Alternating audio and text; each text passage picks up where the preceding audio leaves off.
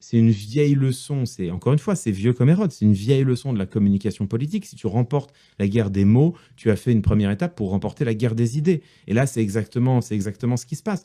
Tant qu'on parle d'activistes pour le climat, d'activistes climatiques, d'activistes écologistes, bon, l'activisme, il y a quand même... il y a quand même quelque chose de positif là-dedans. Ce sont des personnes qui s'engagent pour une cause qui les tient à cœur. Et puis il y a aussi cette idée que pour faire avancer certains combats, oui, il faut parfois être à la frontière de la légalité et que l'illégal et l'illégitime, c'est pas toujours exactement la même chose. Et en France, qui est un pays très ancien de mobilisation sociale, c'est cette chose-là, cette idée que parfois, pour manifester sa colère, le peuple déborde un peu des frontières de la légalité, que c'est évidemment condamnable, enfin je dis évidemment, que c'est peut-être condamnable, que c'est peut-être discutable, que tout n'est pas acceptable, mais que c'est au fond pas si grave que ça, et que le plus important, c'est de pouvoir porter haut cette valeur de la démocratie, que le peuple puisse s'exprimer et tenter de faire valoir son pouvoir de veto sur les décisions du peuple, sur les décisions du pouvoir. Donc le mot d'activiste, il est connoté comme ça relativement positivement. Éco-terroriste, là on est dans l'assimilation au mal absolu. Enfin, le terrorisme aujourd'hui, en fait le terrorisme aujourd'hui, on ne s'attache même plus à le définir.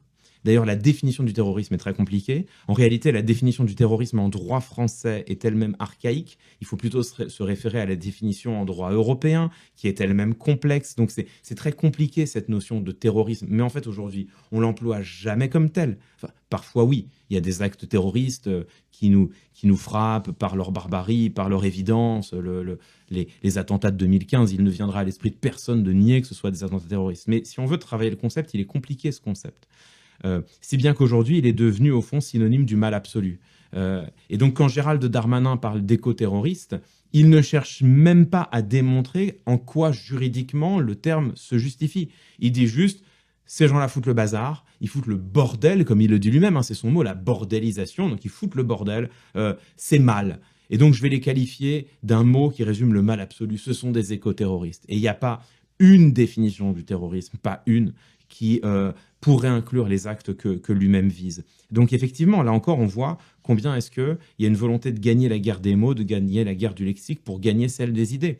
Mais quand ça vient directement du pouvoir du gouvernement et que, là on a cité quelques exemples, il y en a encore bien d'autres dans le livre, et que l'on constate que notre langage à nous, citoyennes et citoyens, devient constellé de mots qui n'ont pas de sens ou du mot dont le sens a été retourné, là on peut commencer à s'inquiéter. C'est-à-dire que un gouvernement qui, une fois, change politique d'austérité en politique de rigueur, on peut le dénoncer, on peut le combattre.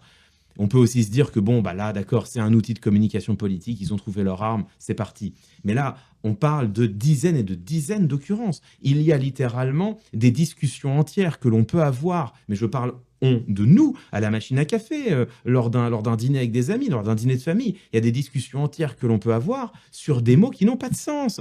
Un tel n'est-il pas un peu trop islamo-gauchiste? Non, moi je pense qu'il est plutôt wokiste. Bon, personne n'est capable de définir aucun des deux termes parce qu'il n'y a pas de définition d'aucun de ces deux termes. Bon, mais quand même, celui-là, c'est bien un éco-terroriste. Mais qu'est-ce que ça veut dire? On n'en sait rien. Bon, on en vient à discuter de choses qui n'ont plus de sens.